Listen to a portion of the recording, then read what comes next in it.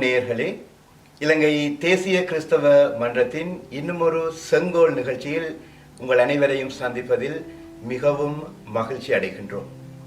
இந்த செங்கோல் நிகழ்ச்சியில் எங்களோடு இணைந்திருப்பவர் அருள் திரு முனைவர் எம் ஞானவரம் ஐயா அவர்கள். இவர் புதிய ஏற்பாட்டு துறையில் பேராசிரியராக பணிபுரிந்த ஒருவர்.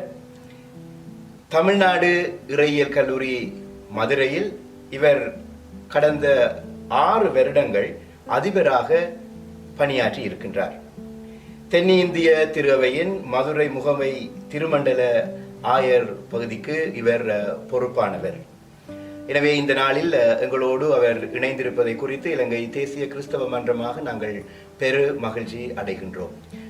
வணக்கம் ஐயா. வணக்கம் ஐயா. வணக்கம். இலங்கை ஆனாலும் சரி, நம்முடைய அயல் நாடு இந்தியாவானாலும் சரி, மிகவும் அழகிய நாடுகள் என்று சொல்வதற்கு எங்களை பொறுத்தவரையில் மிகவும் பிரதானமான ஒரு காரணம் இருக்கின்றது. அதுதான் பல் சமய பல் சமூகம் இணைந்த ஒரு நாடு.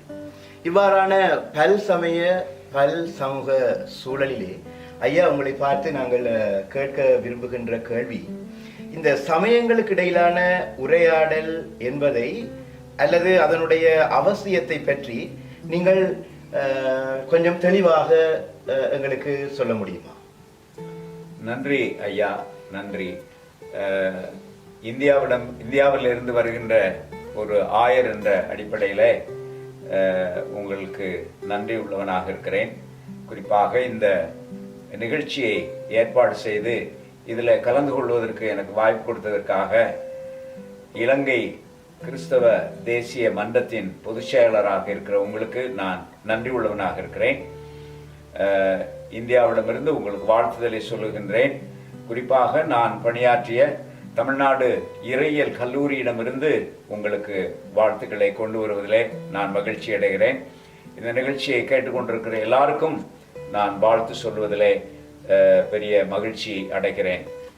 கடந்த 2 மாத காலமாக 3 மாத காலமாக இலங்கையிலே தங்கி ஆண்டவருடைய திருப்பணியை செய்வதற்கு வாய்ப்பு கிடைத்ததற்காக நான் ஆண்டவருக்கு நன்றி உள்ளவனாக இருக்கிறேன். ஆண்டவரை போற்றுகின்றேன். உங்களுடைய அன்புக்கும் உங்களுடைய பராமரிப்புக்கும் நான் எப்பொழுதும் நன்றி உள்ளவனாக இருக்கிறேன். நீங்கள் கேட்ட இந்த கேள்வி மிகவும் முக்கியமானது. இந்தியாவும் சரி, இலங்கையும் சரி, பல்சமய சூழல் நிறைந்த ஒரு நாடுகள் என்று நமக்கு தெரியும். அதற்காக கடவுளுக்கு நாம் நன்றி உள்ளவர்களாக இருக்க வேண்டும். பல்சமய பல கலாச்சாரங்கள் நிறைந்த பல மொழிகள் நிறைந்த நாடுகள் நம்முடைய நாடுகள். அப்படிப்பட்ட பல்சமய சூழலுக்காக கடவுளுக்கு ரொம்ப நன்றி சொல்லுகின்றோம் நாங்கள். அதே மாதிரி நீங்களும் அப்படியே இருப்பீர்கள் என்று எங்களுக்கு தெரியும். கடவுள் நிச்சயமாக பல்சமய சூழலிலே உரையாடலை விரும்புகிறார் என்பதிலே எங்களுக்கு எந்த விதமான சந்தேகம் இல்லை. உரையாடல் இறையியல் என்பதை நீங்கள் அறிவீர்கள். டயலாக் தியாலஜி என்பது ரொம்ப முக்கியமான ஒன்று. குறிப்பாக தமிழ்நாடு இறையியல் கல்லூரியிலே அதை நாங்கள் மிகவும் கண்டிப்பாக மிகவும் பெருமையாக கருதி அதை செய்து வருகிறோம் என்பதை உங்களுக்கு சொல்வதிலே நான் மகிழ்ச்சி அடைகிறேன். கடவுள் சமயங்களை கடந்தவர் என்று நமக்கு தெரியும்.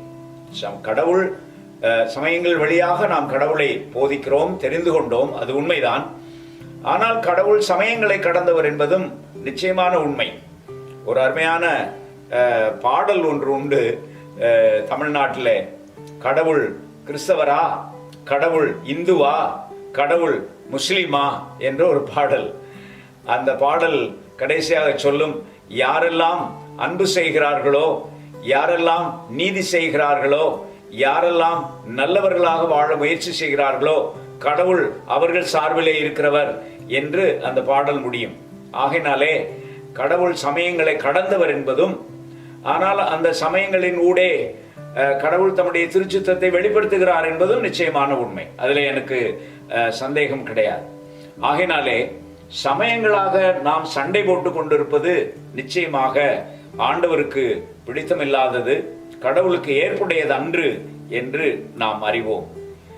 நம்முடைய ஒன்றிப்பு வெறும் கிறிஸ்தவ சபை ஒன்றிப்பாக மாத்திரம் இல்லாமல் அது சபையை கடந்து சமூகத்துக்கு போகின்ற ஒரு ஒன்றிப்பாக இருக்க வேண்டும் என்று நீங்கள் கட்டாயம் ஏற்றுக்கொள்வீர்கள் என்று எனக்கு தெரியும். ஆகையினாலே தான் அங்கே இந்தியாவிலே சமய உரையாடல் என்பது மிக முக்கியமானதாக கருதப்படுகிறது. இந்த சமய உரையாடலிலே உங்களுக்கு தெரியும், நான் சாதாரணமாக 4 விதமான ஆட்டிடியூட் அல்லது மனநிலை உடையவர்களாக உரையாடல் செய்வோம்.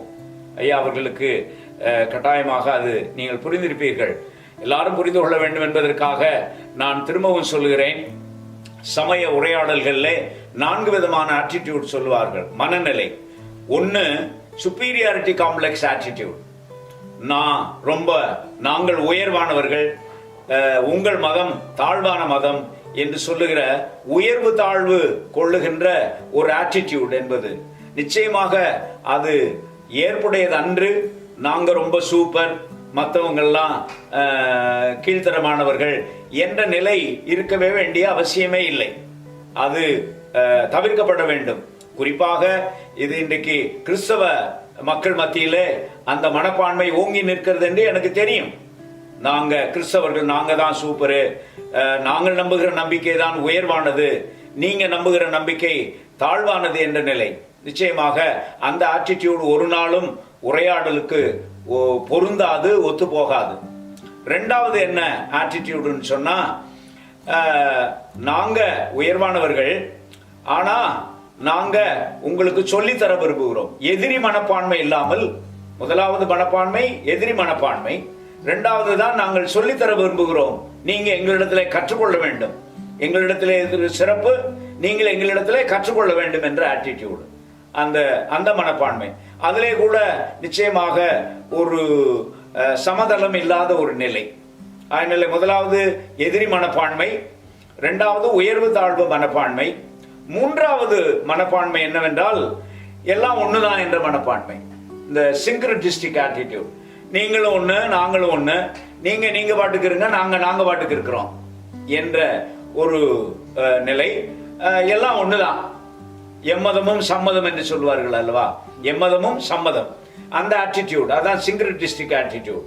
நிச்சயமாக அதுவும் இந்திய நாட்டிலே அது ஓரளவு, அதாவது எதிரி மனப்பான்மையை விட அல்லது உயர்வு தாழ்வு மனப்பான்மையை விட இந்த சிங்க்ரட்டிஸ்டிக் மனப்பான்மை கொஞ்சம் பரவாயில்லை, எல்லாரையும் சமமா நடத்துறது.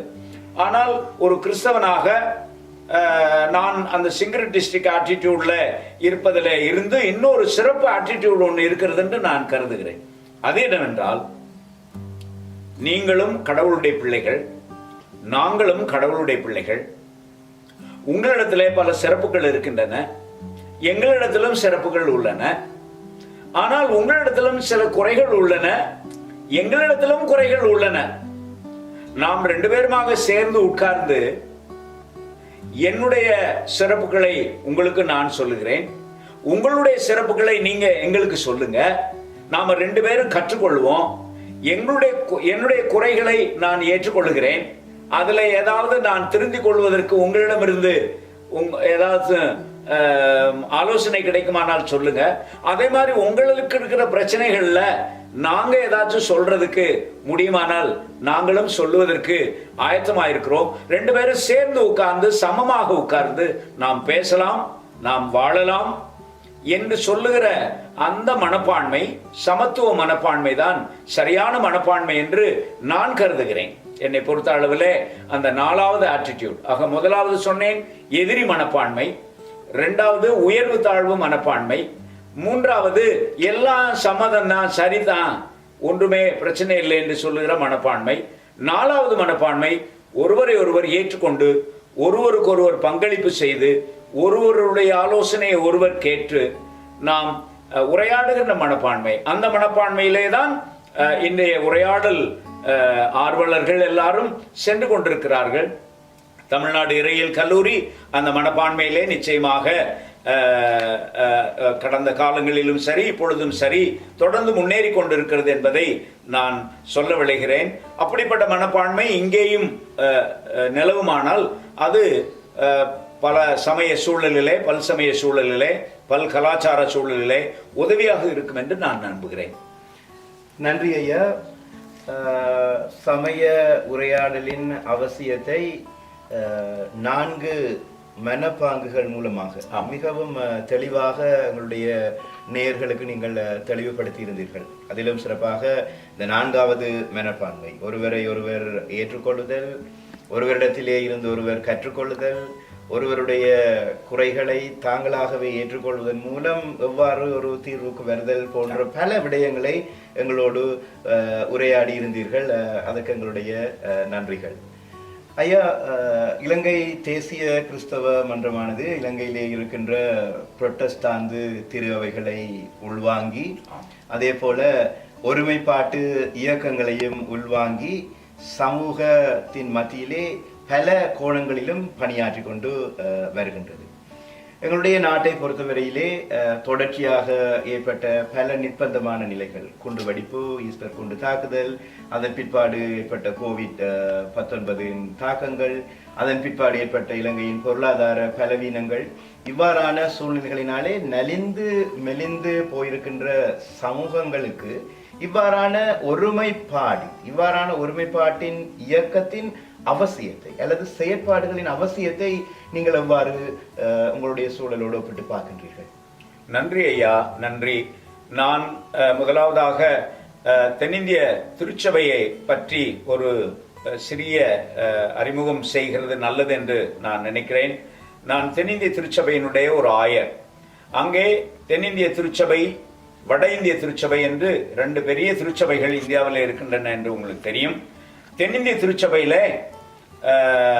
ஆங்கிலிக்கன் திருச்சபை, மெதடிஸ்ட் திருச்சபை, பிரஸ்பிட்டீரியன் திருச்சபை, LMS London mission society, LMS திருச்சபை,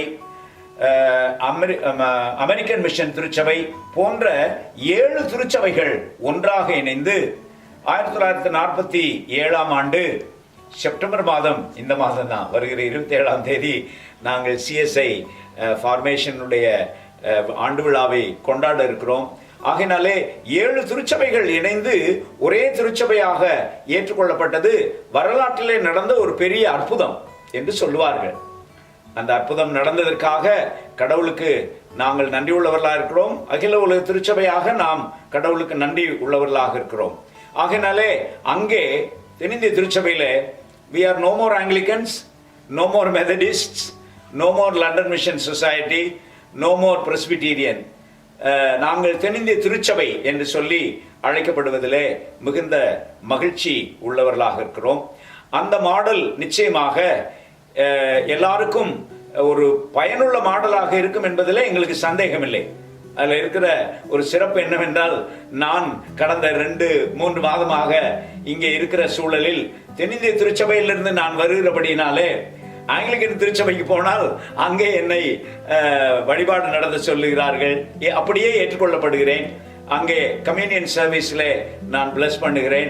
அது மாதிரி மெதடிஸ்ட் திருச்சபைக்கு செல்லும் போது மெதடிஸ்ட் திருச்சபை ஆயர்கள் என்னை வழிபாட்டிலே ஏற்றுக்கொண்டு அங்கே நற்கருணை வழிபாட்டை நடத்த சொல்லுகிறார்கள். அது ஒரு பெரிய சந்தோஷமான ஒரு மகிழ்ச்சி. இதே நிலைதான் நான் இங்கிலாந்து நாட்டுக்கு போகும் பொழுதும் அல்லது வேற ஐரோப்பிய நாடுகளுக்கு போகும் பொழுதும் நடக்கும். ஆகையினாலே தென்னிந்திய திருச்சபையாக நாங்கள் கடவுளுக்கு நன்றி உள்ளவர்களாக இருக்கிறோம்.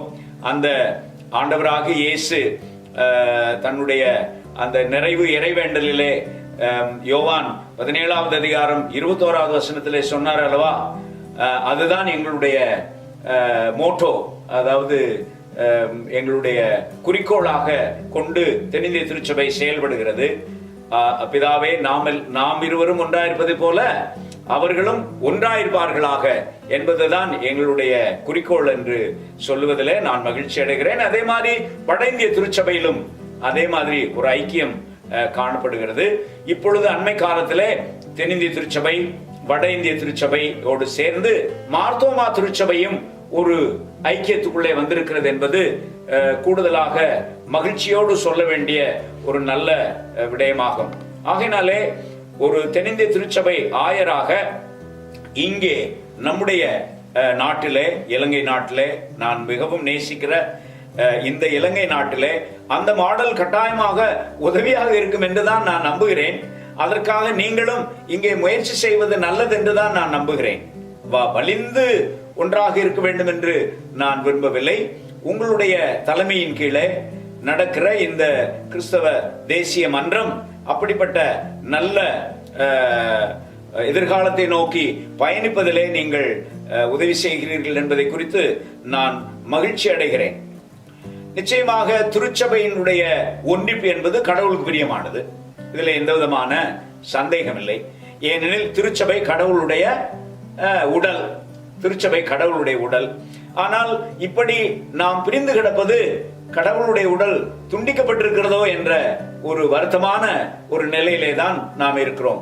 அங்கேயும் நிச்சயமாக நான் ஏதோ ரொம்ப பெருமையாக சொல்லிக்கொள்ள அங்கே முடியவில்லை. இந்தியாவை பொறுத்த அளவில் தென்னிந்திய திருச்சபை என்பது ஒரு ஐக்கிய திருச்சபையாக இருந்தாலும் இன்னும் ரோமன் கத்தோலிக்க திருச்சபை, தென்னிந்திய திருச்சபை, லூத்தரன் திருச்சபை, மெத்தடிஸ்ட் திருச்சபையில கூட பிரிட்டிஷ் மெத்தடிஸ்ட் திருச்சபைகள் சிஎஸ்ஐல வந்துவிட்டன. ஆனால் அமெரிக்கன் மெத்தடிஸ்ட் திருச்சபைகள் சிஎஸ்ஐக்குள்ளே வர இயலவில்லை. அதே மாதிரி பல நூற்றுக்கணக்கான இண்டிபெண்டன்ட் சர்ச்சஸ், தனி திருச்சபைகள் என்று இந்தியாவிலும் அந்த கஷ்டம் இருக்கத்தான் செய்கிறது. ஆகையினாலே நாம் இப்படி பிரிந்து கிடப்பது நிச்சயமாக கடவுளுக்கு ஏற்புடையது அல்ல என்று அடித்து நான் சொல்ல வேண்டும் என்று விரும்புகிறேன்.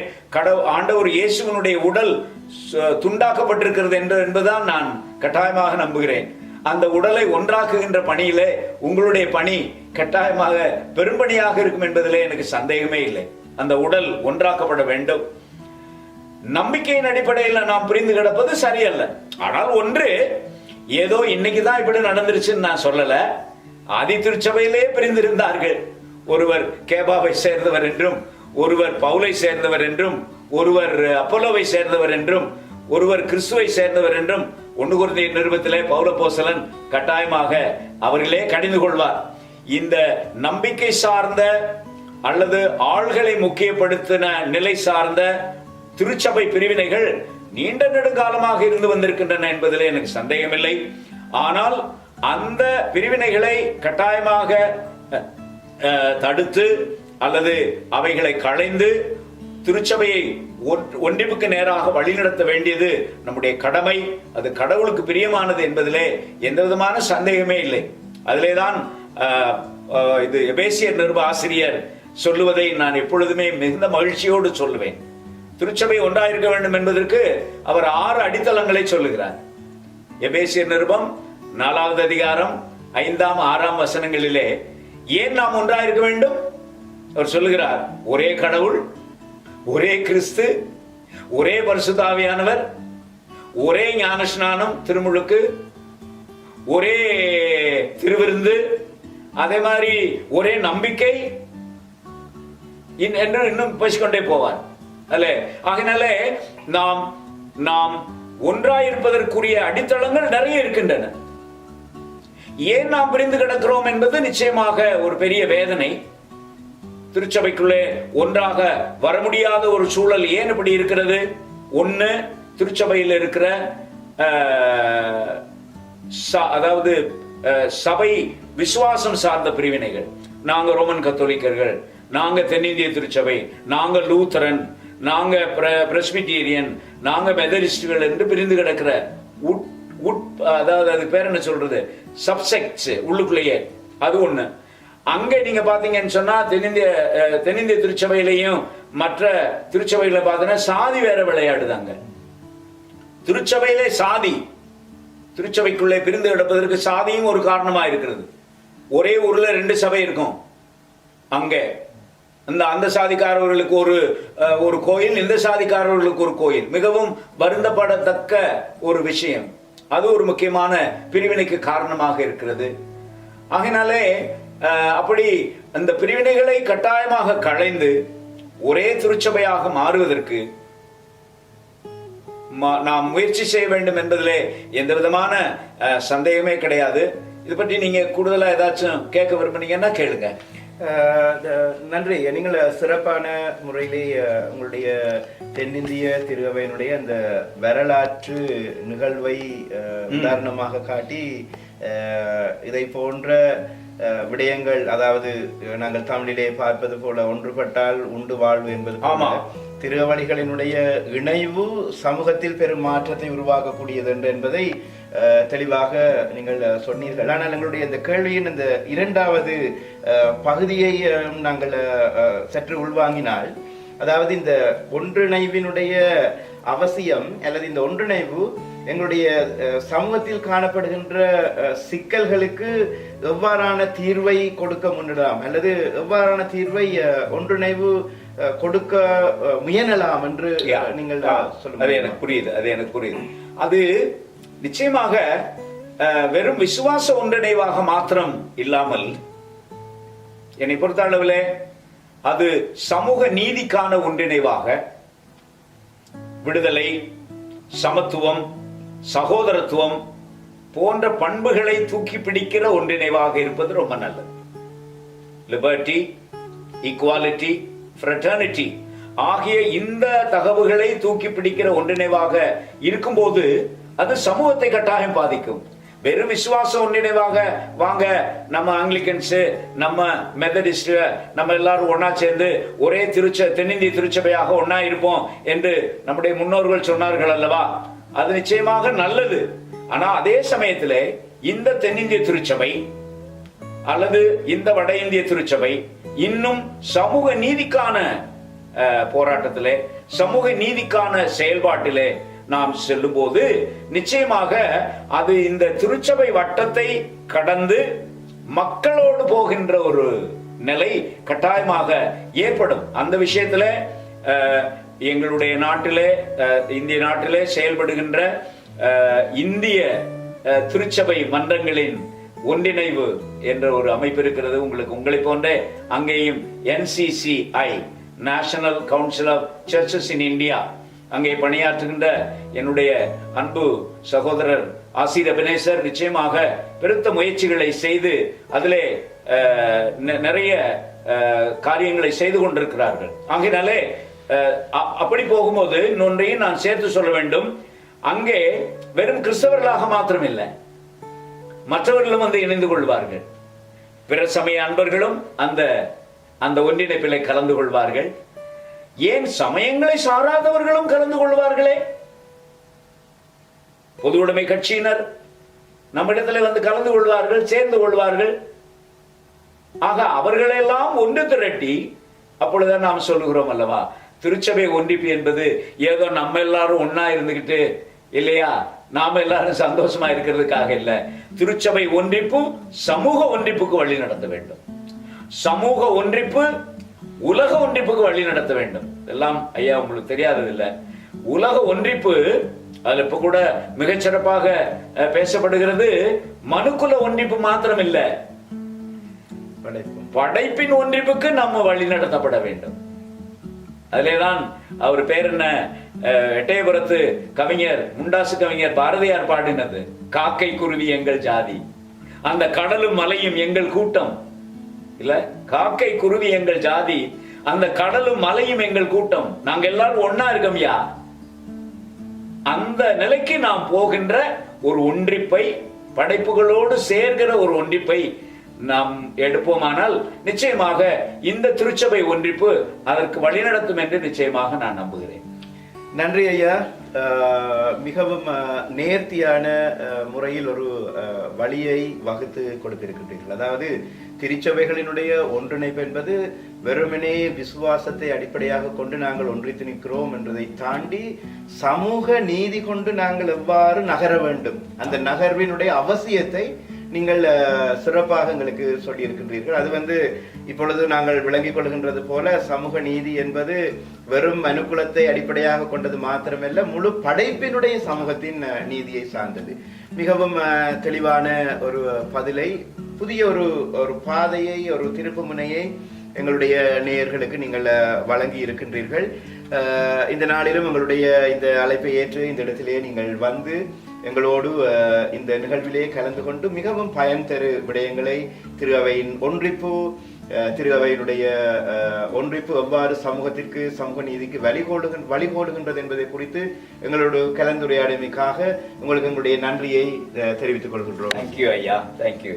நல்லது நேயர்களே, இன்னும் ஒரு பயன் தரு செங்கோல் நிகழ்ச்சியில் உங்களை நாங்கள் வந்து அடைந்ததையிட்டு மிகவும் மகிழ்ச்சி அடைகின்றோம்.